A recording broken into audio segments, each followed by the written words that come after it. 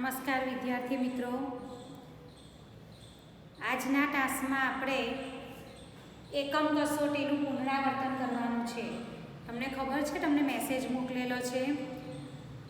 તમારી એકમ કસોટી 30 અને 31 તારીખે છે. તેમાં આપણી ગણિતની એકમ કસોટી 31મી તારીખે છે.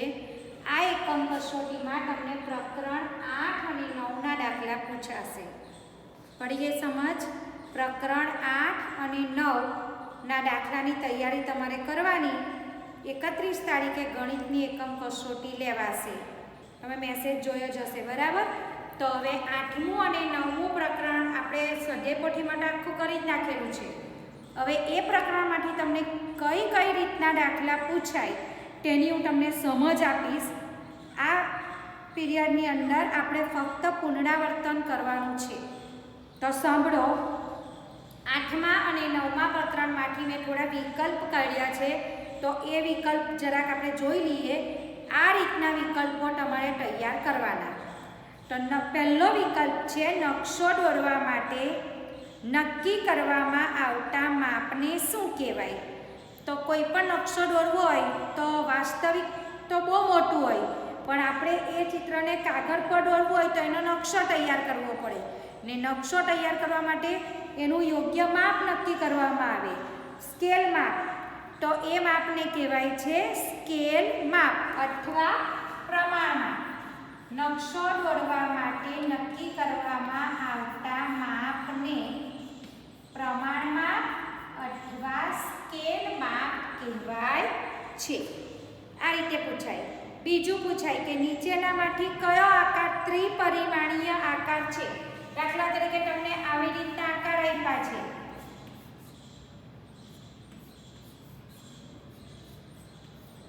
આટલા 4 આકાર આપ્યા છે. આમાંથી તમને પૂછે કે આમાંથી ત્રિપરિમાણીય આકાર કયો છે?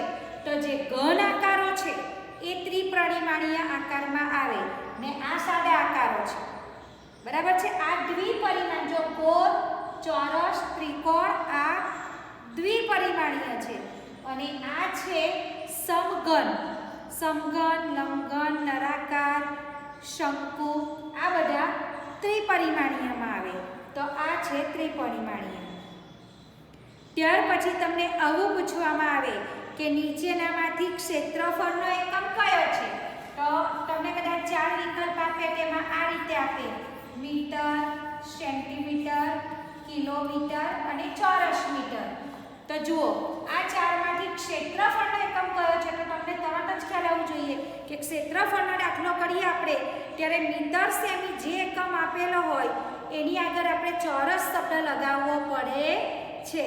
તો આમાંથી ક્ષેત્રફળનો એકમ છે ચોરસ સેમી અથવા ચોરસ મીટર. અહીંયા સેમી હોય તો સેમી, મીટર હોય તો મીટર, કિમી હોય તો કિમી, પણ આગળ આ ચોરસ શબ્દ હોવો જોઈએ. આગળનો વિકલ્પ છે કોઈ પણ આકૃતિએ રોકેલી સપાટીના માપને શું કહેવાય? સપાટી આવે એટલે ક્ષેત્રફળ. સમજો બરાબર. કોઈ પણ આકૃતિની સપાટીનું માપ, આ છે બ્લેકબોર્ડ, એની સપાટી એટલે આ અંદરનો ભાગ, આ ગ્રીન ભાગ જે દેખાય છે ને એ છે એની સપાટી. તો આ સપાટીનું માપ શોધવું હોય તો ક્ષેત્રફળ શોધવાનું. અને 4 દિવાલ અથવા 4 બાજુનું માપનો સરવાળો તો છે પરિમિતિ, બરાબર? 4 બાજુની માપની પરિમિતિ શોધાય. અને અંદર રોકેલી જગ્યા, કોઈ પણ આકૃતિ જે જગ્યા રોકે એ એની સપાટીનું માપ કહેવાય. તો તેને કહેવાય ક્ષેત્રફળ. રમવાના પાસાને કેટલી સપાટી હોય છે? તમે રમવાનો પાસો જોયો હશે, ફેંકો છો તે પાસો રમવાનો જોયો છે ને? તો એ રમવાના પાસાની સપાટી કેટલી છે? 4 નથી. કેટલી છે? 6. કેટલી સપાટી આવે? 6. દાખલા તરીકે આ ડસ્ટર છે, જો આ ડસ્ટરની કેટલી સપાટી છે? 4 બાજુ તો ખરી જ, પણ ઉપર ને નીચે પણ, એટલે કુલ 6 સપાટી. ઘન આકાર એની 6 સપાટી આવે. તો રમવાના પાસાની 6 સપાટી છે. તેલનો ડબ્બો, તમારા ઘર છે ને તેલનો ડબ્બો, તો તેલના ડબ્બાનો આકાર કેવો હોય છે? લંબ ઘન. લંબ ચોરસ નહીં, લંબ ચોરસ આને કહેવાય. આ લંબચોરસ અને આ લંબઘન. પડી ગઈ સમજ? તો તેલનો ડબ્બો છે, ઈંટ છે, આ ડસ્ટર છે, આ બધું લંબઘન. અને આ લંબચોરસ, આ બ્લેકબોર્ડ છે એ લંબચોરસ છે. જો સ્કેલ માપ, વિકલ્પ સાંભળજો, જો સ્કેલ માપ 1 સેમી બરાબર 4 કિલોમીટર હોય તો 6 સેમી એટલે કેટલા કિલોમીટર? 1 સેન્ટીમીટર હોય તો 4 કિલોમીટર, તો 6 સેન્ટીમીટર હોય તો 6 ચોક ગુણાકાર જ કરી નાખવાનો છે. 1 સેમીના 4 કિમી તો 6 સેમીના 6 ચોક 24 કિમી. બંધ આકૃતિની બધી બાજુના માપનો સરવાળાને શું કહેવાય? હમણાં જ કરાવી ગઈ. બંધ આકૃતિની બધી બાજુના માપનો સરવાળો કરો. આ બધી બાજુનું માપ લે. આ બંધ આકૃતિની બધી બાજુના માપ 3 હોય તો 3, 4 હોય તો 4, તો એને કહેવાય પરિમિતિ. બાજુઓના માપનો સરવાળો કરો તો આપણને પરિમિતિ મળે. 7 સેમી લંબાઈ અને 5 સેમી પહોળાઈવાળા લંબચોરસનું ક્ષેત્રફળ. સાંભળજો, ક્ષેત્રફળ શોધવાનું હોય, ચોરસનું હોય તો લંબાઈ ગુણ્યા લંબાઈ અને લંબચોરસનું હોય તો લંબાઈ ગુણ્યા પહોળાઈ. તો 7 સેમી લંબાઈ ને 5 સેમી પહોળાઈ, 7 5 વાર 35. પછી ક્ષેત્રફળના એકમની આગળ 4 લગાવવાનું છે, તો આમાં સેમી છે તો ચોરસ સેમી, 35 ચોરસ સેમી. ચાલો, 1 કિલોમીટરના મીટર કેટલા? તો 1 કિલોમીટરના 1000 મીટર. આ બધું મેં તમને શીખવેલું છે. 1 મીટરના સેમી 100, 1 કિલોમીટરના 1000 મીટર, 1 કિલોગ્રામના 1000 ગ્રામ, પછી 1 રૂપિયાના 100 પૈસા. મેં તમને શીખવેલું કે 2 જગ્યાએ જ 100 આવે છે, બાકી બધી જગ્યા પર 1000. લંબચોરસનું ક્ષેત્રફળ શોધવાનું સૂત્ર, તમને ફક્ત સૂત્ર લખવાનું પણ પૂછાય વિકલ્પમાં. તો લંબચોરસનું ક્ષેત્રફળ પૂછે તો લંબાઈ ગુણ્યા પહોળાઈ, અને લંબચોરસની પરિમિતિ પૂછે તો લંબાઈ વત્તા પહોળાઈ વત્તા લંબાઈ વત્તા પહોળાઈ, અથવા 2 કૌંસમાં લંબાઈ વત્તા પહોળાઈ. અને ચોરસનું ક્ષેત્રફળ પૂછે તો 2 બાજુના માપનો ગુણાકાર. તો ચોરસનું ક્ષેત્રફળ લંબાઈ ગુણ્યા લંબાઈ, અને ચોરસની પરિમિતિ, બંનેની પરિમિતિમાં 4 બાજુના માપનો સરવાળો. ચોરસની પરિમિતિ હોય તો લંબાઈ વત્તા લંબાઈ વત્તા લંબાઈ વત્તા લંબાઈ. કેમ કે ચોરસમાં પહોળાઈ આવતી નથી, બધી બાજુના માપ સરખા હોય છે. તો લંબાઈ વત્તા પહોળાઈ વત્તા લંબાઈ વત્તા લંબાઈ વત્તા લંબાઈ તમે 4 વખત કરો એ પણ સાચું, અને 4 ગુણ્યા લંબાઈ એ પણ સાચું. ત્યાર પછી તમને પૂછાય આકારોને તેમના ખોખા સાથે જોડો.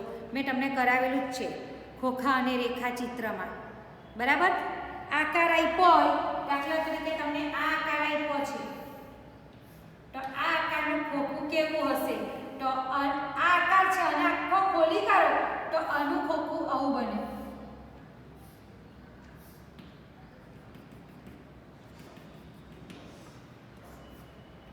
આનું ખોખું આ રીતનું બને. આકારો સાથે તેનું ખોખું તમારે જોડવાનું છે. દાખલા તરીકે બીજો આકાર તમને આવો આપ્યો છે, આ આકાર આપ્યો છે, તો આ આકારનું ખોખું કેવું આવે? તો કે એનું, અને બોલો આખું, તો એનું ખોખું આ રીતનું બનશે. આપણે આ બધા જોડકા સ્વાધ્યાય પોથીમાં કરેલા જ છે. તમે એમાંથી જોજો કે કયા આકારનું કયું ખોખું બને. બરાબર છે? તમને આકાર આપેલો હોય, દાખલા તરીકે આ આકાર આપ્યો નરાકાર, તો આ નરાકારને તમે આખું ખોલી નાખો તો એનું ખોખું કેવું બનશે? બરાબર, જો આને આખું આપણે ખોલી કાઢીએ ને તો આ ચોરસ જ બને. આ ચોરસને ગોળ વાળો એટલે આવું થઈ જાય. સમજ પડી? તો આ આકારનું ખોખું તમે ખોલી નાખો તો આવું હોય. એટલે જોડકામાં તમને આ જોડવાનું પૂછાય, આકારોને તેમના ખોખા સાથે જોડો. તો મેં તમને સ્વાધ્યાય પોથીની અંદર બધા જ જોડકા કરાવેલા છે, અને એ સિવાય પણ હું તમને જ્યારે આના ફોટા મોકલીશ, પુનરાવર્તન માટે મેં જે દાખલા કરેલા છે એના ફોટા મોકલા તો તેમાં પણ જોઈ લેજો. ત્યાર પછી છે ખુલ્લી જાળીને તેમના ઘન ખોખા સાથે જોડો. હવે તમને જાળી આપી હોય, દાખલા તરીકે આ રીતે.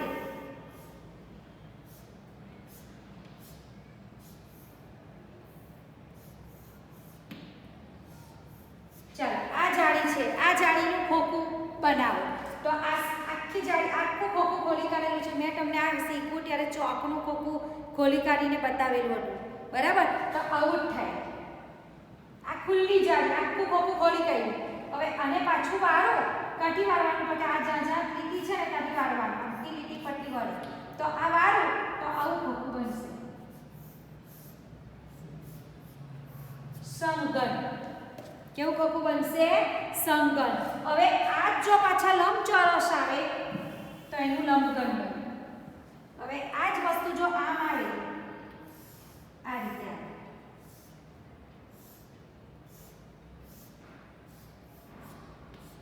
આનું ખોખું કેવું? તો આનું ખોખું આવું લંબઘન. પડી સમજ? આનું ખોખું બનશે લંબઘન ને આનું ખોખું બનશે સમઘન. એવી જ રીતે તમને માનો કે આવું આપ્યું હોય, આ ખોલેલું ખોખું છે આખું, આ આખું ખોખું ખોલી કાઢ્યું. હવે આને તમે વાળી દેવ પાછા, તો આ નીચેનું તળિયું આવશે, આ નીચેનું તળિયું આવશે ને આ બધા ભાગ ઉપર કરી દેવ એટલે આખું ખોખું બન. તો કેવું થશે? આવું.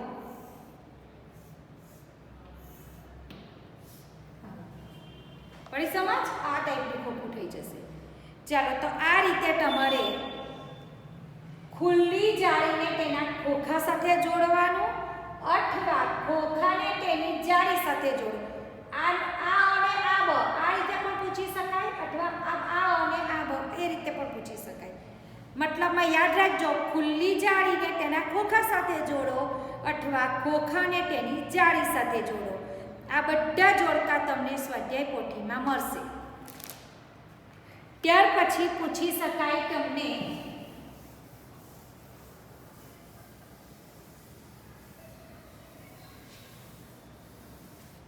બોર્ડ પર ધ્યાન આપજો, બરાબર? નકશો જોઈ પ્રશ્નોના જવાબ. તમને નકશો આપ્યો હોય, એમાં ગમે તે નકશો આપે, આપણા ભારત દેશનો નકશો પણ આવી શકે, પછી બધા અંતર દર્શાવતો નકશો પણ આવી શકે. તમને કોઈ ચિત્ર આપ્યું હોય તો ચિત્રના આધારે પણ આખો નકશો બનાવેલો હોય, ગમે તે નકશો એમાં આવી શકે. માનો કે આપણે આ નકશો લઈએ તો કે આ છે સારા, આ છે બાગ, આ છે શોપિંગ મોલ,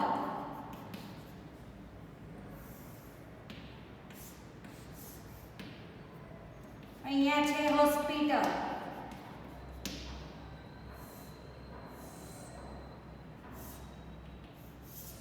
અહીંયા છે દરિયા કિનારો. હવે આમ જો, હવે અહીંયા બધું માપ આપેલું હોય તમને. દાખલા તરીકે અહીંયા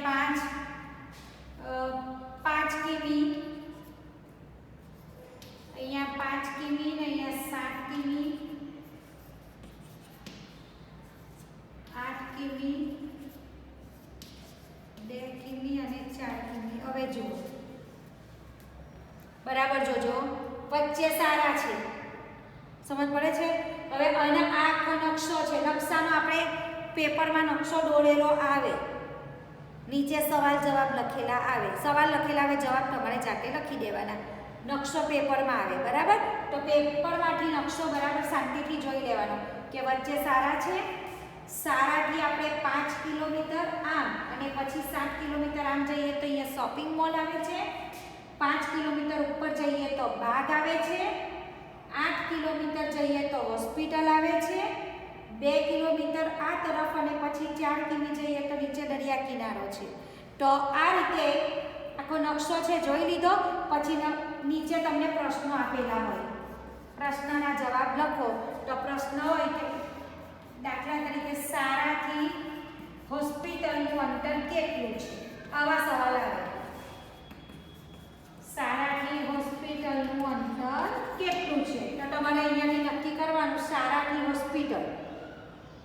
કેટલી છે તો કે સારા અહીંયા છે ને હોસ્પિટલનું અંતર કેટલું છે 8 કિમી તો અહીંયા લખી દેવાનું સારાથી હોસ્પિટલનું અંતર 8 કિમી છે સમજ પડી ગઈ ત્યાર પછી આ રીતે પૂછવામાં આવે કે સારાથી શોપિંગ મોલ કેટલું દૂર છે તો સારાથી શોપિંગ મોલ 12 કિલોમીટર દૂર છે ત્રીજો સવાલ એવો આવે કે સારાથી સૌથી નજીક શું છે તો શોપિંગ મોલ તો 12 કિલોમીટર 8 કિલોમીટર આ 6 કિલોમીટર અને આ 5 કિલોમીટર તો સારાની નજીકમાં નજીક શું છે તો કે નજીકમાં નજીક બાગ છે અને સારાથી સૌથી દૂર શું છે તો સૌથી દૂર શોપિંગ મોલ છે આ રીતે સવાલના જવાબ તમારે કરવાના આ વસ્તુ પણ આપણે સ્વાધ્યાય કરેલી છે બરાબર અને એક બીજી વાત કોઈક વખત નકશામાં તમને દિશા પણ દર્શાવવામાં આવે તો દિશા એટલે તમને દિશા દર્શાવતું આવું ચિત્ર પણ આવી રીતે આપેલું હોય ઉત્તર દક્ષિણ પૂર્વ અને પશ્ચિમ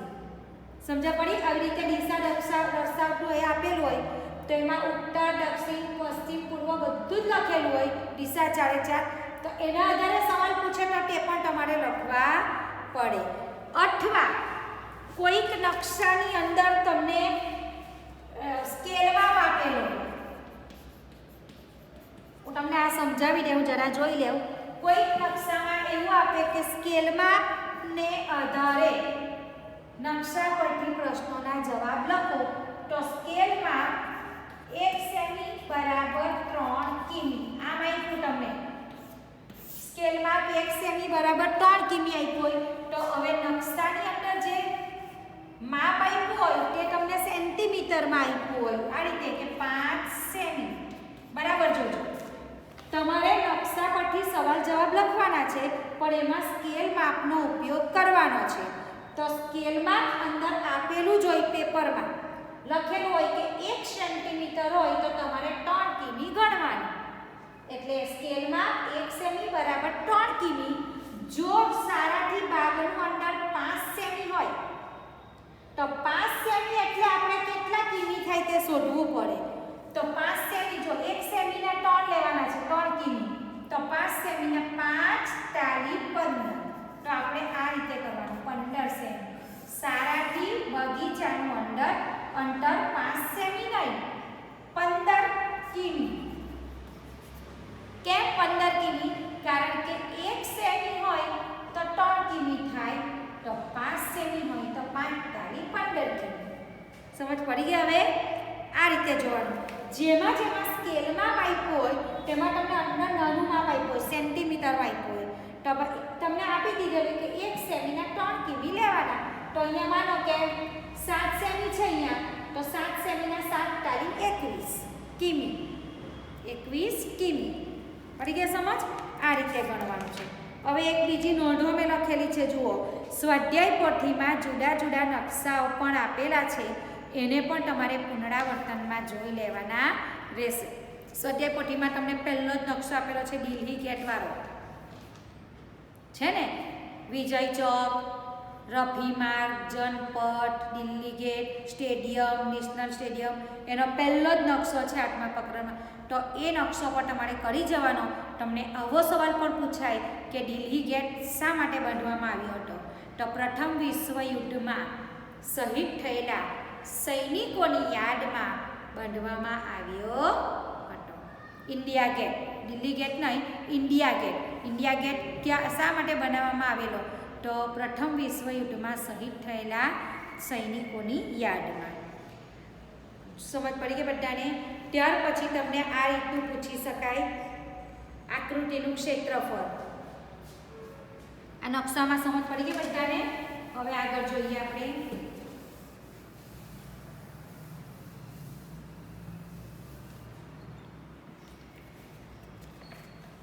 તમને આવો સવાલ આવે કે સ્કેલમાં 1 સેમી બરાબર 5 મીટર લઈ ક્ષેત્રફળ શોધો તમને આકૃતિ આપી છે એ આકૃતિનું તમારે ક્ષેત્રફળ શોધવાનું છે પણ કઈ રીતે શોધવાનું છે તે અહીંયા આપ્યું છે સ્કેલ માપ લેવાનું છે સ્કેલ માપ 1 સેમી હોય 1 સેમીના 5 મીટર લેવાના છે તો માનો કે મેં તમને આ આકૃતિ આપી છે આ આકૃતિની અંદર આ બધા ખાના 1-1 સેન્ટીમીટરના છે.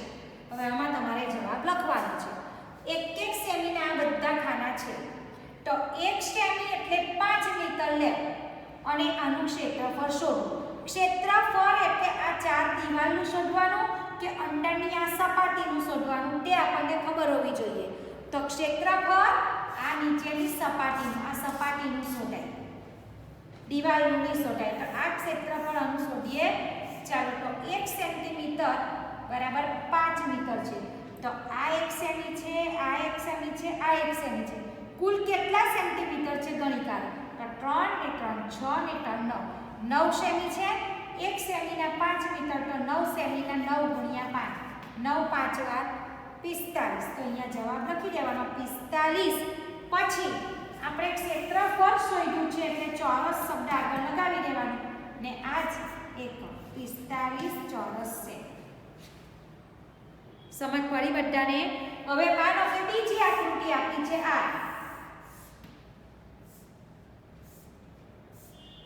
ચાલો, આ આકૃતિમાં ટોટલ 1 સેમીના કેટલા ખાના છે? 1 2 3 4 અને 5.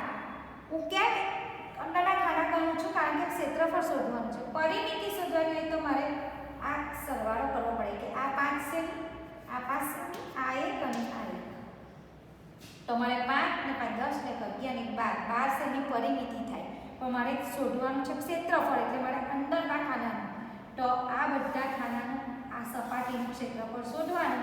તો કુલ 5 ખાના છે બરાબર. એનું ક્ષેત્રફળ 1 સેન્ટીમીટરના 5. તો 5 સેન્ટીમીટરના 5 ગુણ્યા 5 બરાબર કેટલા? 25 ચોરસ સેમી. ચોરસ શબ્દ લગાવી દેવાનો.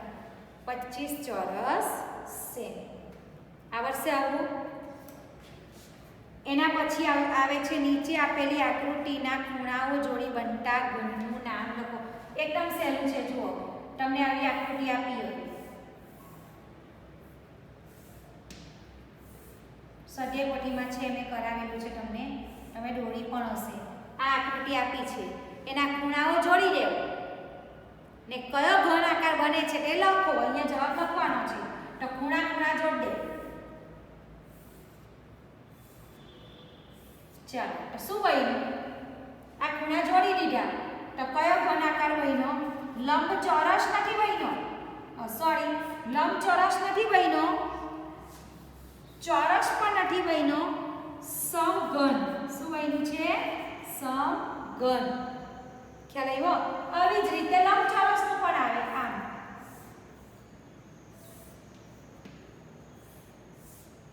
આ તમને પેપરમાં દોરી આપ્યું. હવે તમે ખૂણાને જોડી દો. આ બે ખૂણા જોડો, આ જોડો અને આ જોડો. તો કેવો આકાર બન્યો?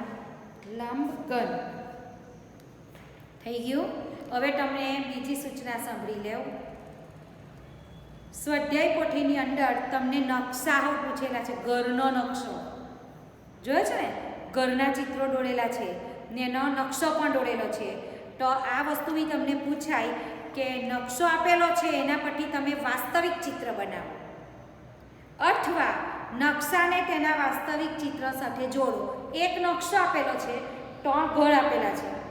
એક નકશો ઘરનો છે ને બાજુમાં 3 ઘર આપેલા છે. તો તે 3 ઘરમાંથી કયા ઘરનો પેલો નકશો છે તે તમારે બારી, બારણા, દરવાજા જોઈને શોધી કાઢવાનું. મેં તમને સ્વાધ્યાય પોથીમાં પણ એવું કરાવેલું જ છે ને સ્વાધ્યાય પોથીમાં દાખલા છે જ એ જોઈ લેવાના છે તમારે.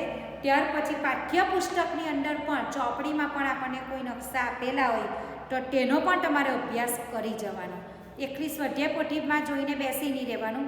સ્વાધ્યાય પોથીમાં જે છે તેટલું તો કરી જ લેવાનું બરાબર. પણ ચોપડીની અંદર ગણિતના પાઠ્યપુસ્તકની અંદર પણ જે નકશાઓ આપ્યા છે આપણને તે પણ જોઈ લેવાના. એટલે આપણને જુદી જુદી રીતના નકશાઓ પણ જોવા મળે. અને તમને આવું પણ પૂછાય કે 1 સેન્ટીમીટરની ગ્રીડ હોય તો ગ્રીડ પર તમારે ચિત્ર દોરવાનું છે અથવા ગ્રીડ પરથી દોરેલા ચિત્રનું ક્ષેત્રફળ શોધવાનું છે. આવું પણ પૂછી શકાય. જો તમને બતાવું, ગ્રીડ એટલે આવું આખી ચોરસ જાળી. આ ચોરસ જાળી આપેલી છે અને કહેવાય ગ્રીડ. શું કહેવાય? ગ્રીડ. 1 સેન્ટીમીટરની આ ગ્રીડ છે એટલે કે ખુલ્લી જાળી છે. આ ખુલ્લી જાળી પર ચિત્ર દોરેલું હોય, તમને કદાચ દોરવાનું પણ પૂછાય અથવા દોરેલા ચિત્રનું ક્ષેત્રફળ પણ પૂછાય.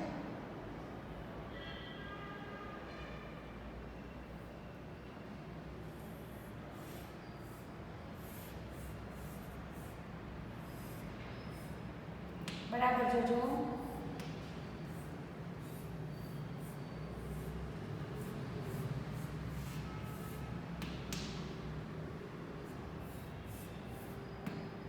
દેખાય છે તમને હવે બરાબર?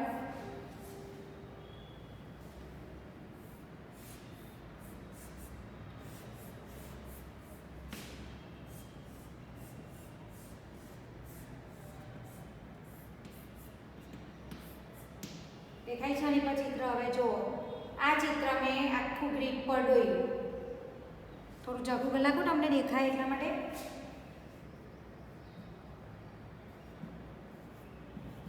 જો આ ચિત્ર મેં ગ્રીડ પર દોર્યું, તો આ ગ્રીડ છે 1 સેન્ટીમીટરની 1 સેન્ટીમીટરની ગ્રીડ આખી તૈયાર છે. તો આ ગ્રીડ પર મેં જે ચિત્ર દોર્યું છે એનું તમે ક્ષેત્રફળ શોધી કાઢો. તો કઈ રીતે શોધવાનું કે આ ચિત્રની અંદર બરાબર જોજો, જેટલા ચોરસ સમાયેલા છે આખા ચોરસ પહેલા ગણવાના, પછી અડધા ચોરસ ગણવાના, બે અડધા થાય તો એક ગણવાનો, અને અડધા કરતાં વધારે હોય તો તેને આખામાં ગણવાનો, અને અડધા કરતાં ઓછા હોય તો તેને ગણતરીમાં લેવાના નથી. તો અહીંયા તો જો બધા આખા જ છે તો ગણી કાઢીએ. 1 2 3 4 5 6 7 8 9 10 11 12 અને 13. તો આનું ક્ષેત્રફળ આવ્યું 13 ચોરસ સેમી. આ આકારનું ક્ષેત્રફળ આવ્યું 13 ચોરસ સેમી. હવે માની લો કે આ જ ગ્રીડ પર બીજું ચિત્ર આવે. આ આપણી ગ્રીડ છે, આની પર તમને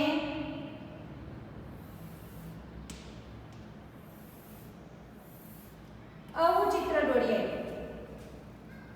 તો હવે આનું ક્ષેત્રફળ શોધો.